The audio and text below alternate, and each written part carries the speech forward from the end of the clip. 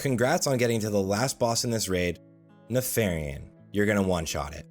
This is technically a 3-phase fight, with the first phase being an add phase. The adds come out of these 2 corridors, so you want to split your raid in half. The adds don't do that much damage and don't have that much health, so you can kind of just burn them.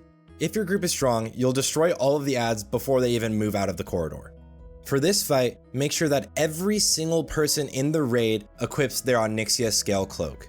I'll say this one more time. Every single person equip the Oni Scale Cloak. During phase 1, NEFARIAN will lock on to one random person in the raid and just attack him. It doesn't do that much damage, you can basically ignore it, just heal through it. Once you kill 42 of the Draconids, phase 2 starts and NEFARIAN flies down.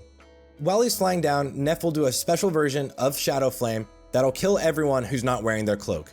This is also the optimal time to get into position, and you'll actually drop combat so you can drink and eat up to full before fighting the boss. Have your tank get into position, and everyone else can LOS behind this pillar, just so that no matter what, they don't pull initial aggro. Like most dragons, NEFARIAN does a frontal cleave, he also does a tail swipe, he does a frontal shadow flame ability, and he has a bellowing roar, basically an AoE fear. If you're ranged, you can LOS the fear, or even better, just range it. Your abilities have a longer range than the actual fear itself. Of course, make sure your main tank has either a tremor totem or a fear ward. They can stance and block the fear themselves, but this is just suggested. NEFARIAN also casts a curse called Veil of Shadow that reduces healing effects on the target by 75%. Mages and druids just be ready to decurse this instantly.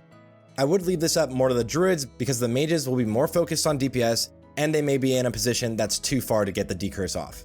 But you really need to make sure that you get this decursed instantly if it's on your main tank. The main mechanic for NEFARIAN are the class calls. He'll do a call for each specific class that does something different. I'm not going to go over all of them. The ones that are very important to note are for hunters, he breaks your ranged weapon. So you have to unequip and re-equip your bow or else you might not be able to do any attacks. For warriors, he'll force you into a special version of Berserker stance. When this happens, your main tank is going to take a lot more damage, so make sure that you keep him alive.